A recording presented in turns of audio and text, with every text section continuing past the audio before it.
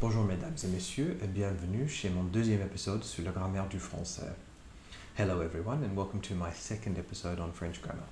In this episode, I'll present you to the concept of noun number. So let's get started.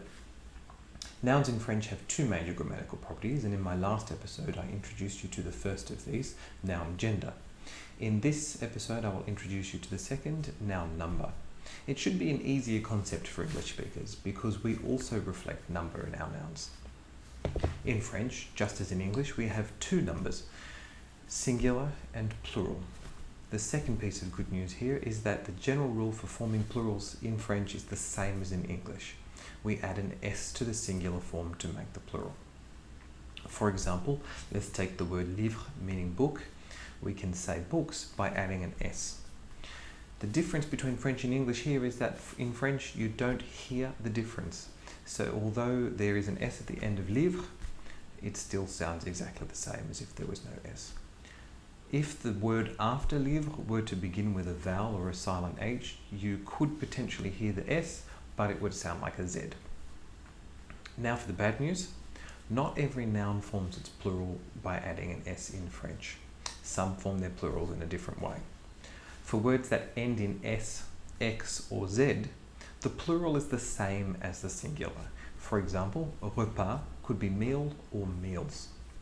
Gaz could be gas or gases, and noix could be walnut or walnuts. For most words ending in AL or AU, the plural replaces the AL and AU with AUX. For example, animal becomes animaux, bureau becomes bureau. There are some exceptions to this rule though, such as festival, carnaval and bal, which all form their plurals by adding an S. For words that end in AIL, the plural is usually made by adding an S, but there are some exceptions such as travail, which becomes travaux, vitrail, vitraux, and émail, émaux. Words ending in EU generally add an X to form the plural, except some like pneu, which takes an S, and bleu, which also takes an S.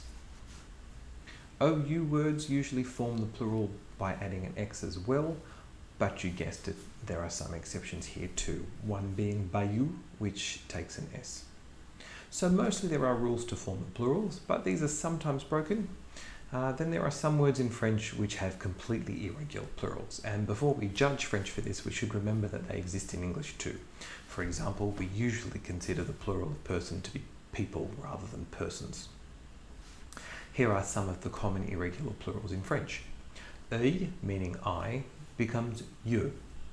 Ciel, meaning sky, becomes cieux. Madame, mesdames. Monsieur, messieurs. Mademoiselle, mesdemoiselles. And that just about covers noun number in French. It's not that difficult. There is one more thing I'd like to mention though, and that is that there are some words that end in F whose plural is formed the regular way by adding an S, but whose pronunciation changes in a slightly unusual way. The two words I'm thinking of are œuf, being egg, and bœuf, being bull or beef, and they change their pronunciation to e and be respectively in their plurals. So I thank you for watching, and I hope you found the episode on noun number useful. If you have any questions, please post a comment and I will do my best to reply.